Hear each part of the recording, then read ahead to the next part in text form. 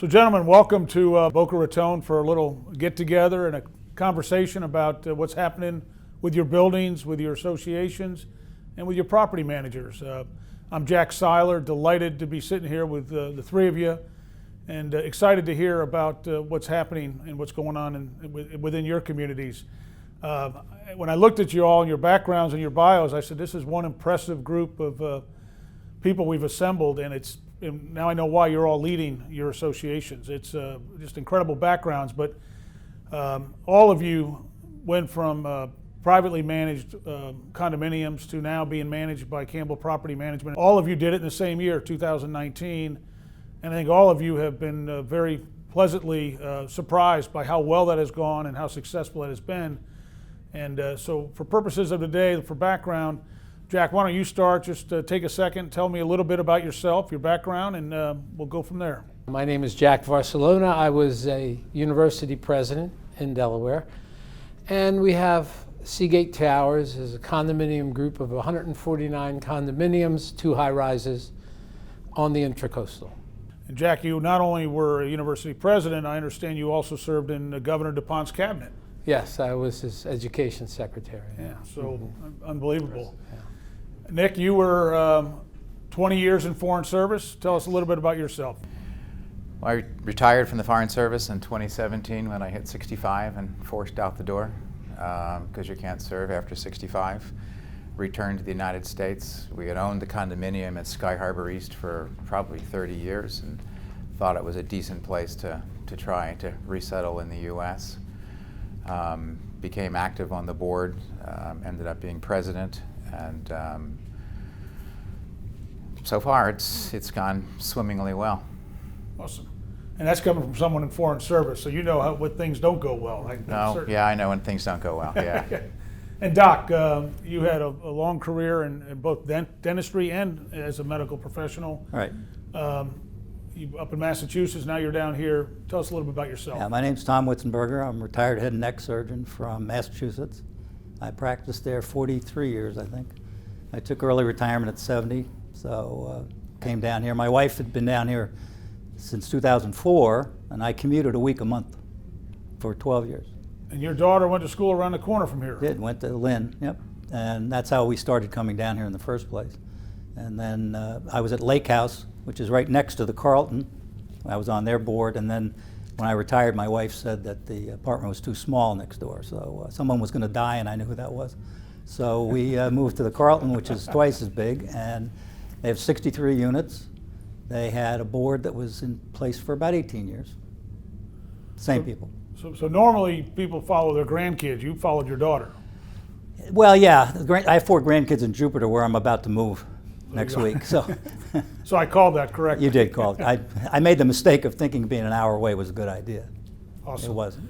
Well, let's start with your building, Jack. Tell us a little bit about the building, the size, the structure. How would you describe it?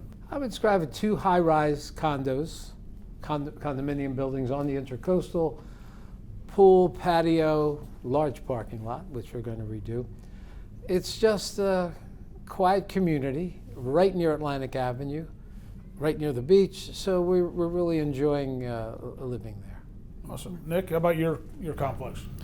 Built in 1964, 17 stories, 171 different units. And unabashedly, we probably have the very best physical location of anybody in South Florida. We're right where the Port Everglades and the ocean meet, so it's a spectacular view. Building is in very good shape. It's past its 50-year mark. I mean, all the stuff on the board was far out of my wheelhouse, but I learned a lot. The building was, as I say, in very good shape, but in many cases it was undermanaged, and it was very apparent when I moved back that there were things that needed to be addressed. And previous boards had deferred them because it was easier to kick the can down the lane than actually take the bite and do it. So, and then Doc, your building, how would you describe it? It's a single high-rise. There's 4 units on a floor, so a total of 63, built in 1980. And it's in a great spot right at the inlet to Lake Boca. Oh, fantastic. And so it's same thing as what Nick said. They hadn't done a lot of the things that should have been done. they didn't even keep up with statutory requirements for things. So when the board left because of the new statute allowing only 8 consecutive years, we got a whole new board. And there was a lot of work to do. And I'm used to having buildings managed from up north, so for me to look at what was going on was horrifying. Right. So we made a lot of changes. We got a lot of staff gone, new manager, and Campbell's did it for us. So Well, that leads to my next question. All three of you come from very successful backgrounds, right? What caused you to join the board in the first place? I mean, sometimes that question gets asked, you know, what caused you to do this? Why don't we start with you, Doc? What you're not going to caused like you- my answer, because I always say anybody who wants to be on the board, I don't want them, because frankly, they got an ulterior motive. Right. Actually, my wife, when we got there, I've been on boards, obviously, all my lifetime. She got there and said, look, you have to do this. You just have to do it. I said no until I couldn't say no anymore. I'm glad I did. I Just felt it the was need to interesting. make it better and to, Yeah, but I'd had correct enough. motive. I was retired now. I really didn't want to Right. spend the time, and it was a lot of time because things were not run well at all. So getting a management company was our first order of business. well, it And the sounds right like one. you made the right choice. Oh, we did make the right choice. Nick, what caused you to jump in? I think my wife talked to Doc's wife. And in many ways, I was a fish out of water coming back after living overseas for 20 years. So I was looking for something to be constructive. And I guess in a sense, I got talked into running for the board. It wasn't my aspiration to be on the board of governors. But it was also apparent that so much had been deferred, like you experienced, that you had to step in and do something, and no one was willing to do it. So I got You involved. stepped forward. Yeah, I got involved, and we started to chip away at things. And it was really at that, and it probably leads to further conversation. It was really getting involved in that was seeing all of the things that had been deferred that was actually building a Same, case that we were self-managed. We had an employee, and it became increasingly apparent that it was not a particularly good choice. And so in terms of you, what made you, I mean, you My- served in a cabinet, you ran a university. My ex-wife didn't call me.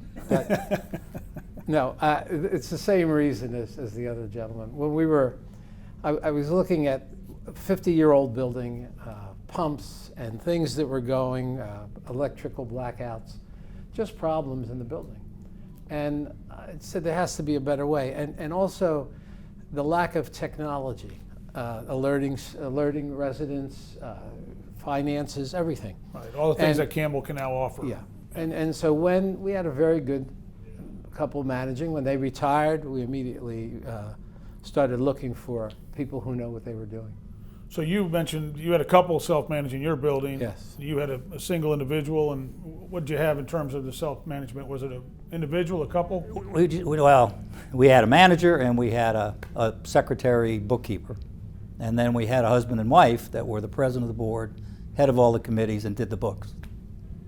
And I'm not kidding, that's what it was. Right, so you were looking for a professionally managed Right. building, a professional company. Right. So, and what were you looking for specifically in that management company? What led you to Campbell? Well, we looked at a lot of management companies. One of the things is they're local. They weren't too big. Some of these they're in Texas, they're all over the place. And Campbell's got a reputation of fitting what you want. In other words, you don't fit what they want. They come in and do what you want, as much or as little. And turned out we made the right choice, because that is the way they are. They will custom do your building, whatever you want. That's what they do. They don't tell you do this. And that's interesting, Doc, because I actually saw an email you sent, and you talked about Campbell's way of being able to adjust and adapt. And it sounded like it wasn't one size fits all. It wasn't cookie cutter. Nick, I actually saw that email you sent in saying, hey, Campbell can be very flexible with us. Can you comment on that? Yeah, I mean, I can talk about that.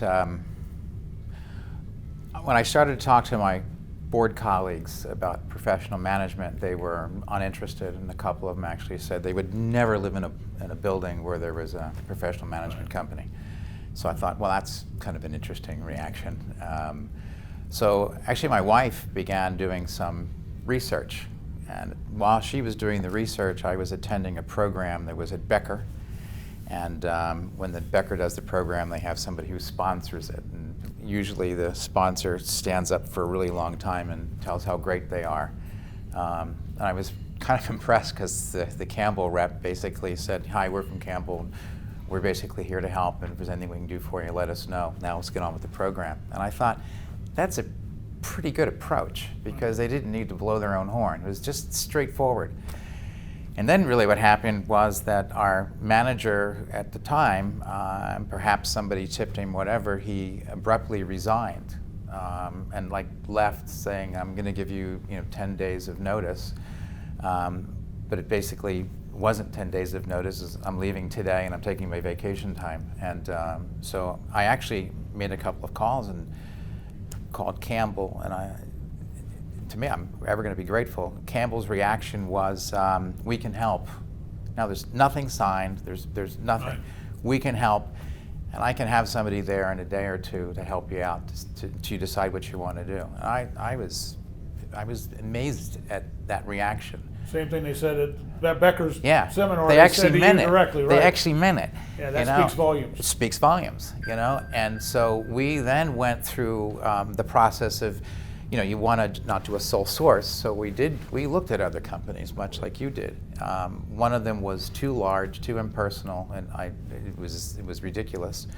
Another one reminded me of that old classic movie, The Stepford Wives, which is, this is how we do it, and everybody does it the same way, and our manager wears this, and we put this on the desk on the left and the right, and you get this and you get that. And I thought, man, I've just come from a pretty regimented lifestyle. I don't want that, and I don't want the building to look institutional. And so every place we looked, we were led back to Campbell as the source, because they basically said, it's your community, and we're going to do everything we can to make your community better. Where we have a suggestion, we're going to tell you about it. Where we have an improvement, we're going to do it. But it's up to you to decide how you want to do this. So you still get to be you get to be in charge. We're just going to help you. That's important. I know, Jack, he said something that you were about ready to comment on. It sounded like it hit home. It really hit home, because we interviewed a number of companies. But when we talked to Campbell, you felt like it was a family business. You felt like they were caring. They asked us more questions about our building than anyone else did, because they wanted to tailor it, as you said earlier. And they basically said, "What kind of management do you want? How far do you want us to go?" And we were able to come up with a solution that really worked perfectly for us. But it was that from the heart kind of caring that just sold it. And you've experienced that all the way Yes. since 2019, Yes. correct? I mean, that approach that they have. I've never, during this COVID crisis, I must be on the phone to our manager about 2 times a day. And all she does is research the project, talk to other people who have Campbell management, which is so many, and you get a solution right away. It's amazing. And then during this crisis period, I don't know about you, but it's been a tough time to take away amenities and to slowly bring them back. But we just sailed through it. Well, and one of the things that you brought up a great point there. During the COVID, you want a management company that treats you like a family, lets you still be in charge, but at the same time has the resources, has the connections, the assets to be able to bring the latest and the best to you. And you probably saw that with COVID. As you said, you call her, she comes back to you with the latest information. Can you imagine what legal costs would be during COVID without Campbell? I mean, we don't need to call the lawyer every 10 seconds. It's the wrong question here. I'm sorry, I didn't mean it. We're going to cut that out. Yeah. No, but you're right. That's a great point. No, I mean, you just call them and they have the solutions for you. It saves you a lot of money. It saves every resident a lot of money. And navigating COVID was rough, but we had opinions out of common, we call it best practices. All we had to do was call them and find out what the best practices were. Yeah. So Nick, I remember one of the things you wrote was that one of your members indicated that they would never want to be in the building that was managed by a company. Can the other two of you comment on the objections of the other owners as you're going from this self-managed mom and pop or whatever to the Campbell approach, which is a family approach? But you want to comment on that, Doc? I'll let you. Okay. Yeah, we had quite a bit of pushback from the old-time board president and his wife and a few people that followed them. They were against anything, change of any kind, not just management.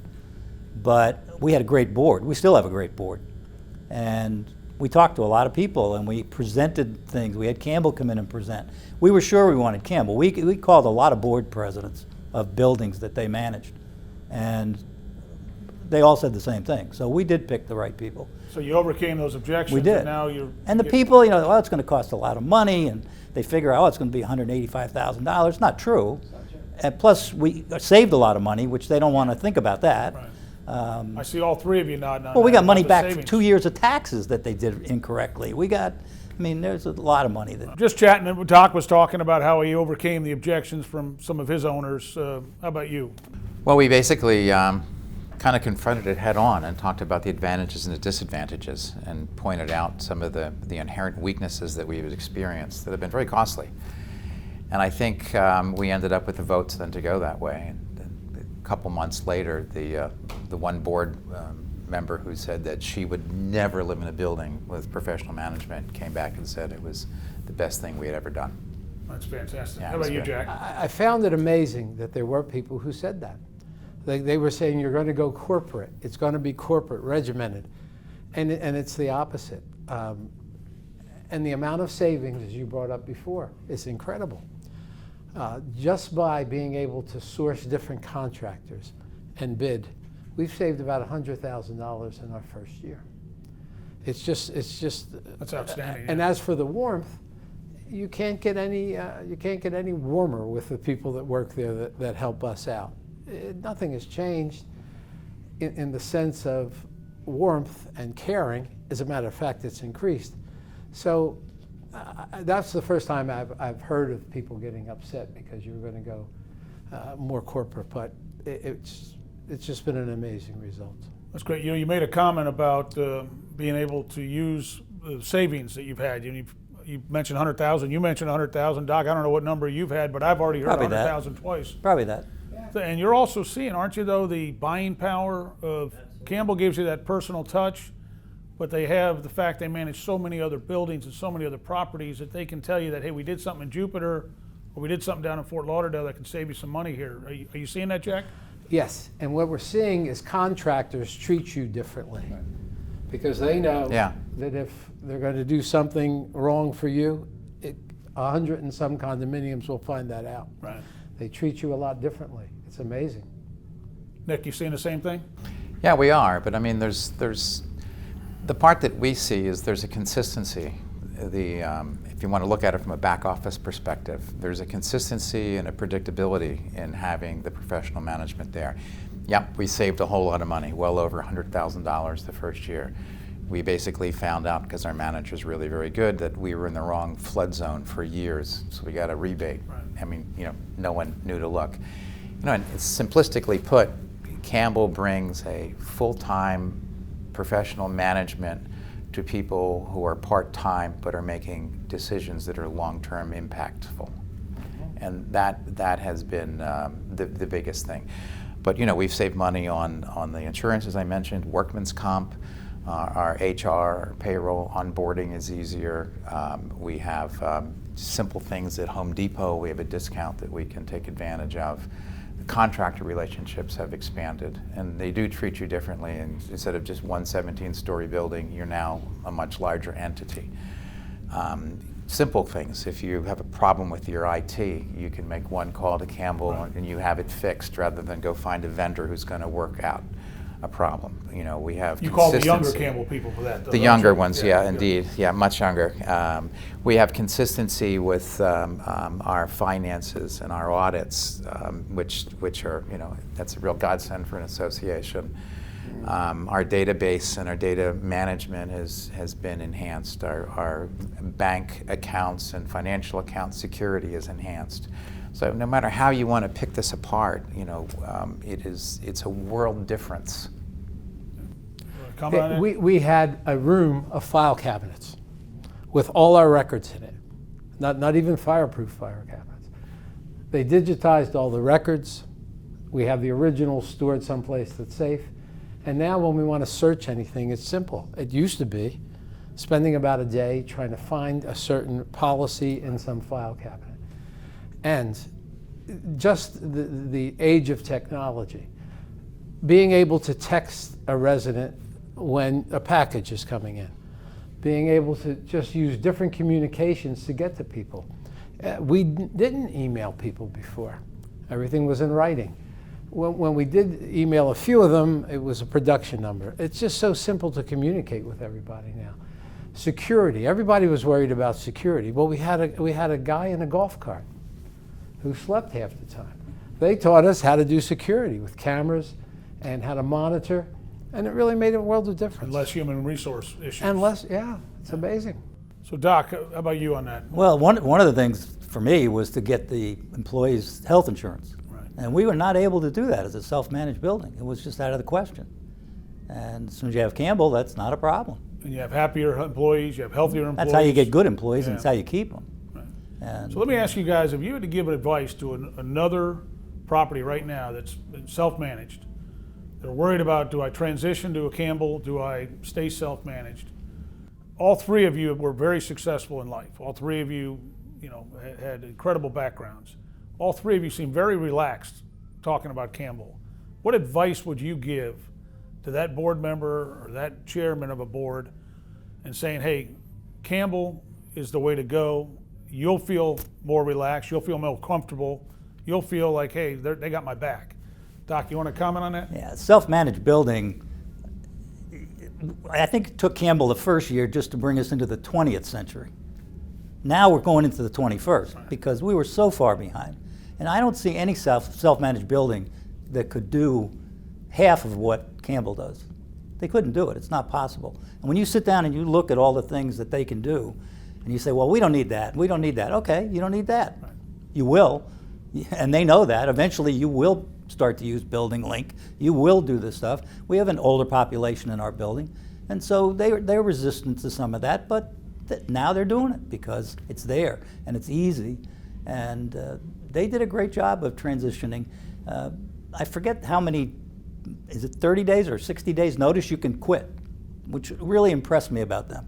If you don't like what we're doing, after 3 months, you give us 1 month's notice, I think it is, you're done. You're out. Yeah, but that's also a sign of confidence. Yeah, exactly. Why would you say that? Yeah. They know they told you they were going to help you, and they're helping you, and they're very confident they'll continue to help you.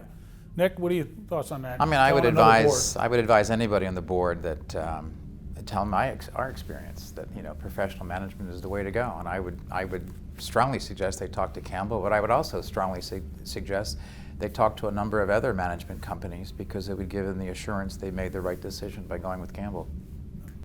Jack? I would start with things like technology and getting into the 20th century, but I would end with the warmth. I mean, I call Dan, I call our manager, and it just seems they care about people. I watch them do things that they really don't have to do for our tenants, but they do them. The open door policy, the caring, it's something to watch. I mean, we have an elderly population too, and the ones who don't get the email, she'll go up there and give them and tell them what's going on. I mean, it's just that little special edge that you feel like you're working with a family, and In light it's hard of that, to come by. how is your role as a board member? How much easier is it today with Campbell than it was when you were self-managed? I just can't imagine what COVID would be like without them. But even if you put that aside, we're redoing a parking lot. You're able to get the best and the brightest engineers, landscape architects, bidding, contractors, even your contract forms, what they should be doing. And it just makes it so simple. And because you have to defend everything to your residents. So when they say, well, we're getting overcharged for this, or how you say, look, here it is. This is how we did the process. I guess Campbell's been doing it for 50 years, that process, but it's new to people. Right. And it just works. It makes life a lot simpler. Are you seeing the same thing as a board member, Nick? Yeah, there's simplicity and a little bit less drama. A little less stress? A little bit less stress, yeah. But the other thing too is that, and I'm sure my colleagues here, being able to address some of the infrastructure issues that were deferred. So like, for example, in our building, we have a new deep well that that we needed 10 years ago. We just finished that maybe 9 months ago. We have a new HVAC system with a heat converter that was 10 years overdue. So all those projects basically got formulated and managed and executed. And I think if we had been back in the days of our own individual managing, we would not have been successful. We certainly wouldn't have come in, under budget and under schedule. Yeah, fantastic. Doc, you also less stressful? Oh, by far. You spend much less time. It also allows a lot of the snowbirds to be on the board. Right. Whereas before, you had to be there all the time. You don't have to be there. Feel like all you're the having to look over the shoulder of that Right. self-managed. And our project now is going to be our roof. That's our next project. So the board says, oh, I guess we better get bids. Campbell says, no, we're going to get a consultant to come in, tell you what kind of a roof, and put it out on bids. And that makes sense. And then have that consultant manage the job. Well, they've only done a couple thousand roofs over the years, right? Right.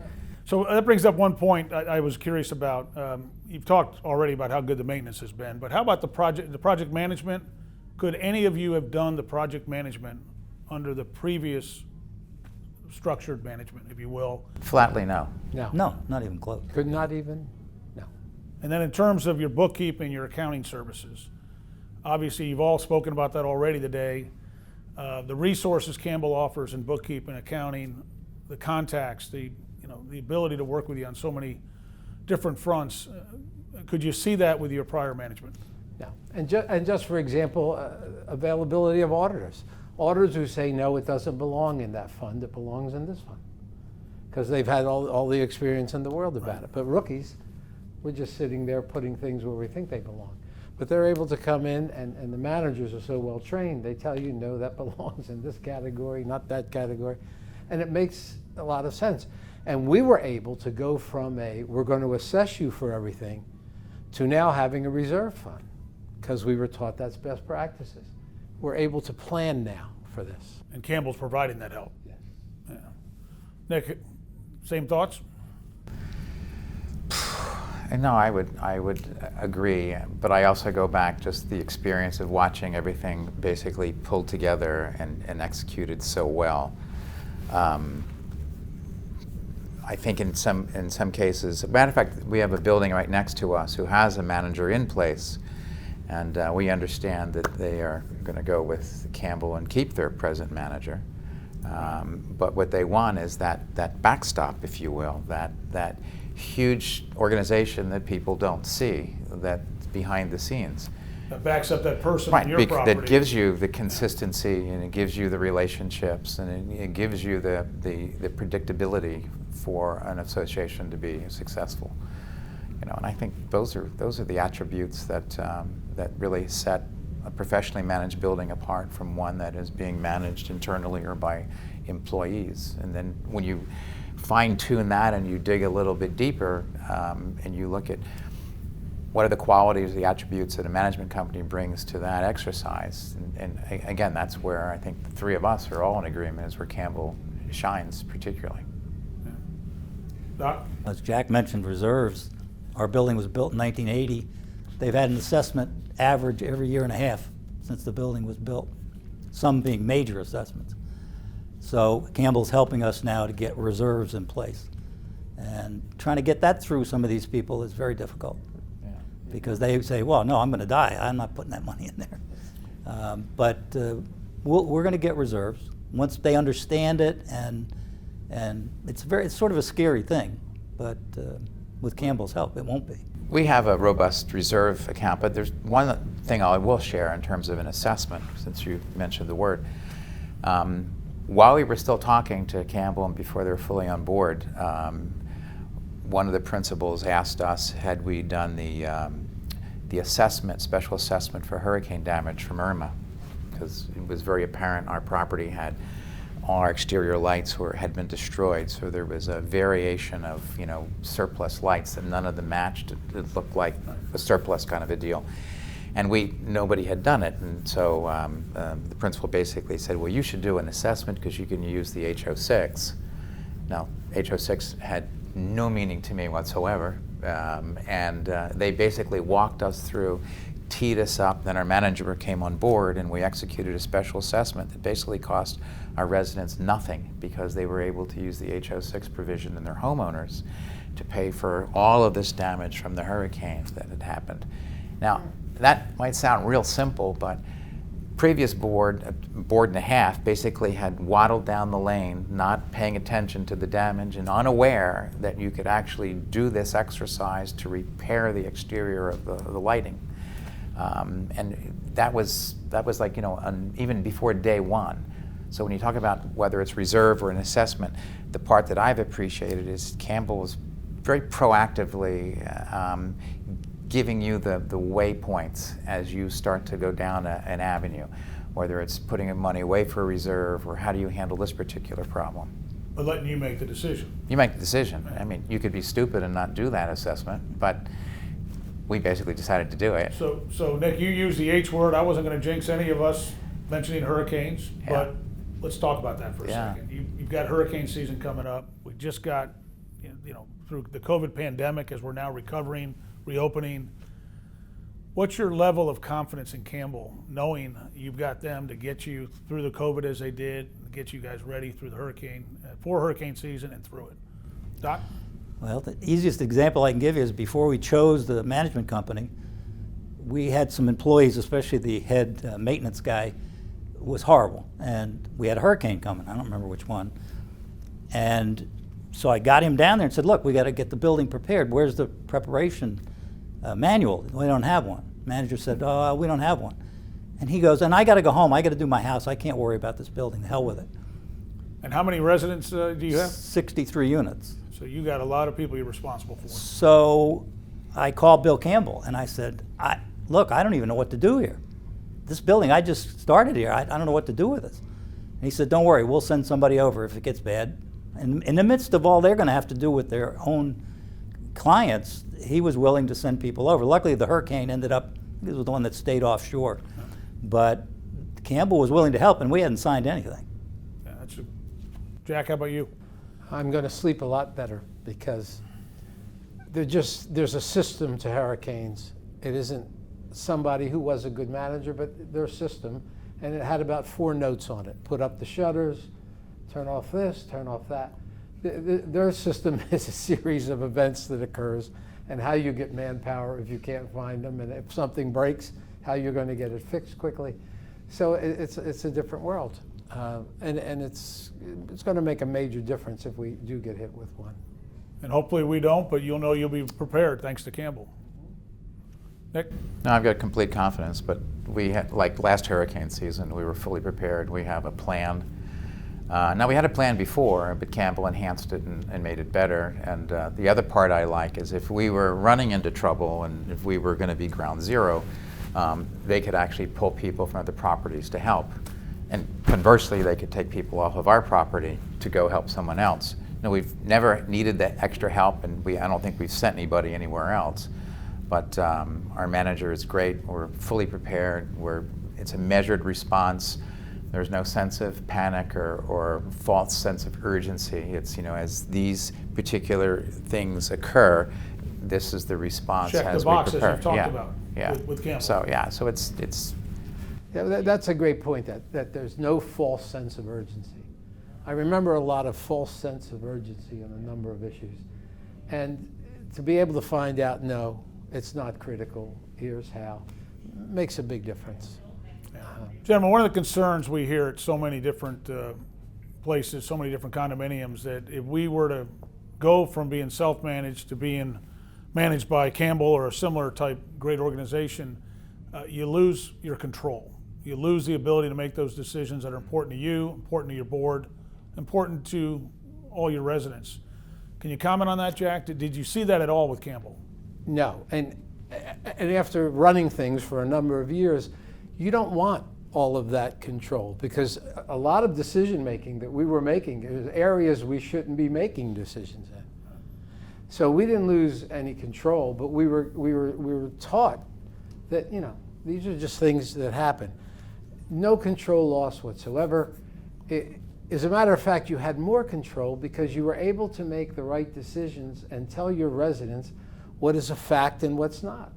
the educated, informed Yeah, decision. because everyone, you know, when a decision's to be made, everyone's an expert. But if you have an expert backing you, now you know what to put out there. You make less decisions with Campbell because you don't need to make some of these decisions. Right. Some are givens. The best practices are out there. So no loss of control at all. Awesome. Nick? See, for us, it wasn't a conversation about loss of control, but loss of identity. There were a group of people who were somewhat noisy, I call them an echo chamber, who were concerned about losing a sense of community. We were told that if there were employees that we wanted, we could keep them, and those that we didn't want, they could be moved someplace else, perhaps. In our case, we loved our employees, and we have one gentleman there who's been there for 18 or 19 years, and so the transition for us was extremely easy from a residential point of view. There was a little bit of hand-holding with the employees themselves as they left the employ of Sky Harbor East, Inc. and became employees of Campbell. But Campbell managed that, really beautifully and graciously with them. We had a problem that we had, previous boards were overly generous on health care. We had a health care program for employees that was the best you could ever find. I mean, it covered everything and at no cost to our employees. It was one of the largest line items in our budget. We could no longer afford it. And with Campbell, we were able to, that was one of the big savings, we were able to, over 2.5, 3 years, walk that down by using the options that they had access to, where an employee could make a choice. We were only able to give one plan. Campbell has a menu in which the employee can choose. So we had that. So we lost none of the sense of community whatsoever. And in fact, we're able to provide better services, which in many ways, one would say, we've enhanced the sense of community. So much like you have said, Jack. Hey, Doc, how about you in terms of the feeling of being in charge, have control? Did you lose any of that when Campbell came in? No, I agree with Jack. We had more because now we had an HR department and we had a sense of, we had some employees that all the members in the building loved, but they weren't working. Right. And it's like the one poor guy, I mean, everybody loved him, but he was unable. He's a maintenance guy. He's too old. He couldn't do it. And we said, well, what are we going to do? And well, he's got to be replaced, but maybe Campbell can find him another spot, which they tried to do, but he didn't want to. He took unemployment insurance. But it made it easier, and the employees are like, I don't know what's going to happen. And it's like, no, if you're doing your job and you're doing a good job, you have nothing to worry about. But we probably got rid of half the staff and replaced them, not all at one time. But you were consulted on those decisions. It was our decision. Yeah, which is. And then Campbell made it happen. And if they wanted to be placed somewhere else where they maybe could do the job without physical things, but the people in the building sort of got it after a while, because I had people come up to me and go, oh, I can't believe you did that. That's terrible. You need some. And I'm like, you want to pay somebody who's not working? They're either unable or unwilling to work. I don't know what you want us to do as a board. I mean, if you want to give them money, you go ahead and give them money, but Right. It's not we coming can't through do us. that. Right. And So both Nick and Doc mentioned that about the employees. You want to comment on the employees, Jack, during the I transition? think with having Campbell and the pool they draw from, you get people who want to work, that need to work.